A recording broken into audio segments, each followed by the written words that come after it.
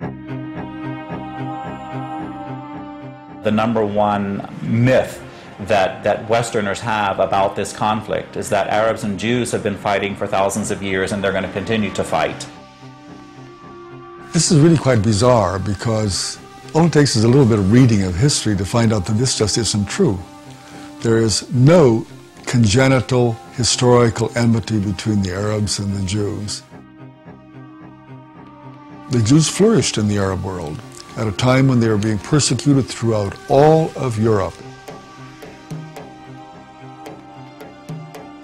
At the end of the 19th century, because of anti-Semitism in Europe, European Jews began to try and figure out a solution to the Jewish problem.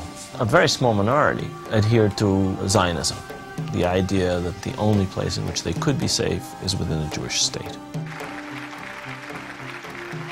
Zionist Jews actually had a design on the land of Palestine, the idea of creating a homeland for Jews in the land of Palestine. And this is really the beginning of the conflict. The mainstream Israeli Jewish society believed, because that's the way they had been educated, that Palestine was empty, had been empty when the Jewish settlers came there.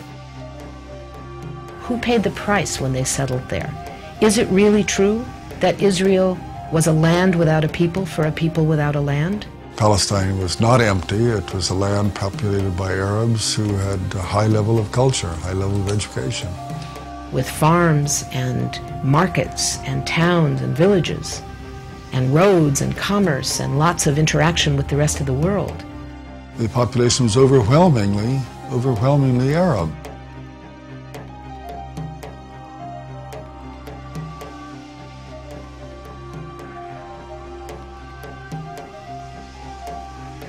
Jewish immigration increased under British rule following World War I, when Britain implemented the Balfour Declaration, promising a Jewish homeland in Palestine. This measure conflicted with Britain's previous promise of self-rule for Arab inhabitants throughout the region.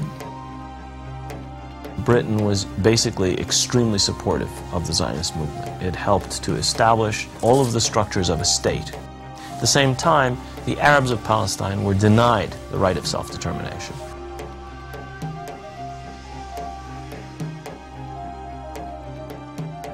The Palestinians saw a European power decide the future of a non-European territory, in flat disregard of both their presence and wishes.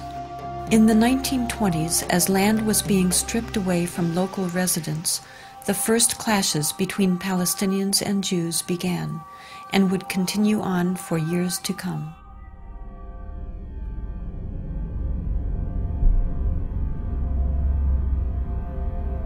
Until the early 1930s, the Jewish population of Palestine remained under 17%.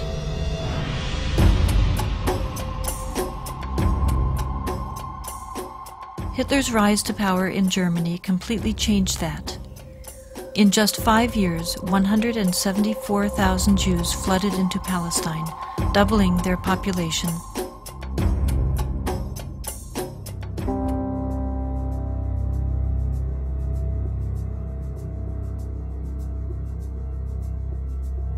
As the world attempted to make amends for the horrors of Nazi genocidal policies, efforts to make Palestine a Jewish homeland increased. The Palestinians, they were not the Nazis. They were not responsible for the Holocaust. But they were the ones who paid the price. In 1947, with the conflict spiraling out of control, Britain decided to turn the problem of Palestine over to the United Nations. The UN, under pressure, proposed to divide the land into 2 states, an Arab state and a Jewish state. Arabs were to be given 43% of the land, despite the fact that they made up more than 2/3 of the population and owned over 92% of the land. Jews were to be given 56%, although they comprised only 1/3 of the population and owned less than 8% of the total area. Nevertheless, they were given not only most of the land, they were given the most fertile land. Zionist leaders took advantage of their superior military preparation and immediately began occupying major Arab cities in Palestine.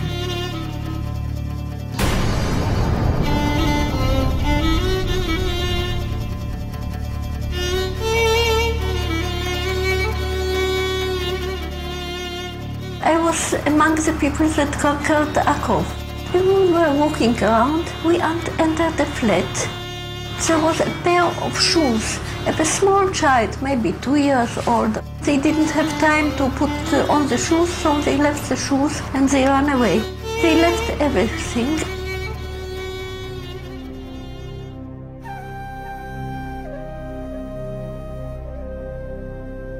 We found out that there was a systematic expulsion of Palestinians, and there was, as I said, there was an ethnic cleansing operation taking place.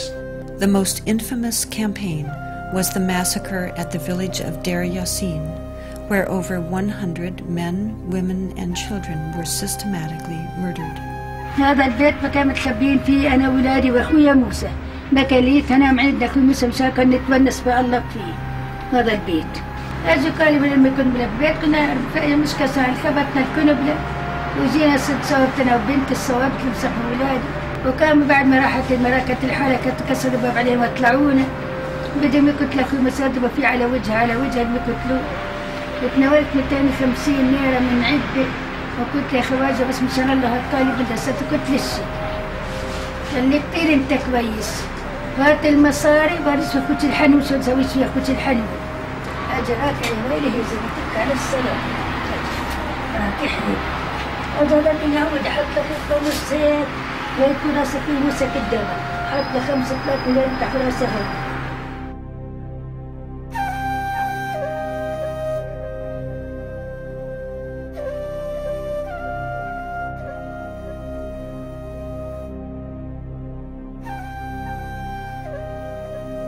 The ruthlessness of the attack on Deir Yassin drove fear and panic into the Palestinian population and led to the flight of unarmed civilians from their homes all over the country.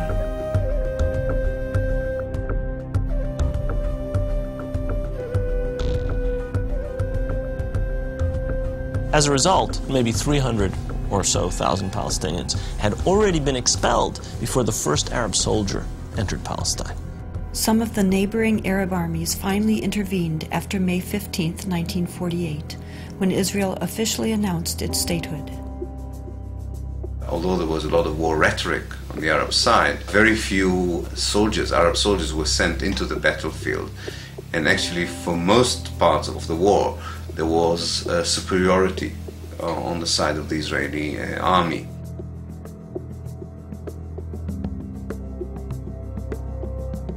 The Israeli army cleansed much of the territory and took over a large part of the designated Palestinian state. The new state of Israel encompassed 78% of the total land of Palestine.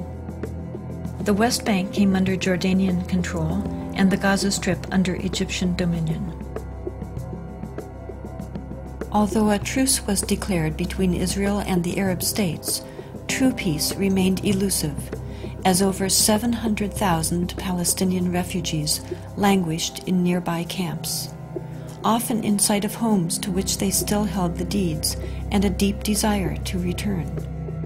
Most of the deserted and evicted Palestinian villages were erased from upon the earth and were either turned into Jewish settlements or into fertile land.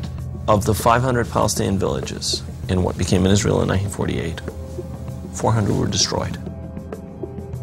These efforts to destroy the possibility of their returning home were countered by the United Nations, which continues to affirm their human right enshrined in international law and morality to return. A Palestinian who had lost her land or lost his land as the result of the creation of Israel in 1948 cannot come back even for a visit. I can go back to Israel as if I were returning and claim immediate citizenship, having no historic tie, speaking no Hebrew, knowing no one in the country, having no family who ever was there. All that one needs is being Jewish, a religious group like any other.